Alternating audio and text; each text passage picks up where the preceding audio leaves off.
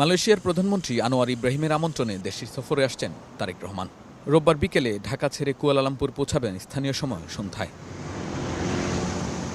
সফরের মূল আনুষ্ঠানিকতা শুরু হবে ২২ জুন। এদিন মালয়েশিয়ার প্রশাসনিক রাজধানী পুত্রাজায়াতে আনোয়ার ইব্রাহিমের সাথে বৈঠক করবেন তারেক রহমান। প্রতি সপ্তাহে সর্বোচ্চবার বিকাশ পেমেন্টে ৫০ জন হবেন পেমেন্ট চ্যাম্পিয়ন। জিতে নিন টিভি সহ আকর্ষণীয় সব প্রাইজ। দুই সরকার প্রধানের বৈঠকে দুটি সমঝোতা স্মারক ও দুটি নোট অফ এক্সচেঞ্জ সই হতে পারে। এছাড়া বাণিজ্য বিনিয়োগ বৃদ্ধি, জনশক্তি রপ্তানি, শিক্ষা সহযোগিতা নিয়ে আলোচনা হবে। গুরুত্ব পাবে মালয়েশিয়ার শ্রমবাজারে বাংলাদেশি কর্মীদের জন্য নতুন সুযোগ তৈরির বিষয়টিও।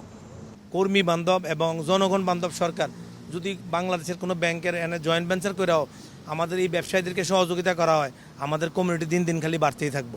যার আনডকুমেন্ট প্রবাসী আছে তাদেরকে লিগ্যালাইজেশন করার যে দাবিটা, এটা আমাদের প্রধান দাবি থাকবে। তার পাশাপাশি নতুন শ্রমবাজার খুললে সেটাকে আমরা সাধুবাদ জানাই। তারেক রহমানের এই সফরকে কেন্দ্র করে উচ্ছ্বসিত প্রবাসী বাংলাদেশিরা। তাদের প্রত্যাশা পূরণ হবে দীর্ঘদিনের দাবি দেওয়া। অন্য অন্য দেশের শিক্ষার্থীদেরকে তারা জব করার সুযোগ সুবিধা দেয়, কিন্তু বাংলাদেশের শিক্ষার্থীদের সেই সুযোগটা এখানে নাই। বাংলাদেশ থেকে শ্রমিক নেওয়া বন্ধ আছে, এটা যেন উনি মালয়েশিয়ার প্রধানমন্ত্রী আনোয়ার ইব্রাহিমকে যেন উনি অনুরোধ করেন। আরেকটা আমাদের দাবি হচ্ছে, এখানে দীর্ঘদিন ধরে অনেক মানুষ জেলে আছে, হাই কমিশন যেন এটা তদারকি করে যাতে তাদের দীর্ঘদিন ধরে জেলে থাকতে না হয়।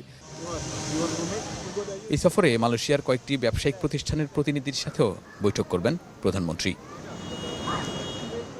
প্রধানমন্ত্রী তারেক রহমানের মালয়েশিয়া সফর শুধু দুই দেশের কূটনৈতিক আনুষ্ঠানিকতায় নয়, বরং এখানে বসবাসরত লাখো বাংলাদেশিদের দীর্ঘদিনের প্রত্যাশা পূরণের গুরুত্বপূর্ণ সুযোগ। প্রবাসীদের বিশ্বাস, শ্রমবাজার সম্প্রসারণ, সিন্ডিকেট মুক্ত কর্মী নিয়োগ এবং প্রবাসী কল্যাণ নীতি বাস্তবায়নের মধ্য দিয়ে দুই দেশের সম্পর্ক আরও নতুন উচ্চতায় যাবে। Shahnawaz Bablu, channel 24, Kuala Lumpur, Malaysia.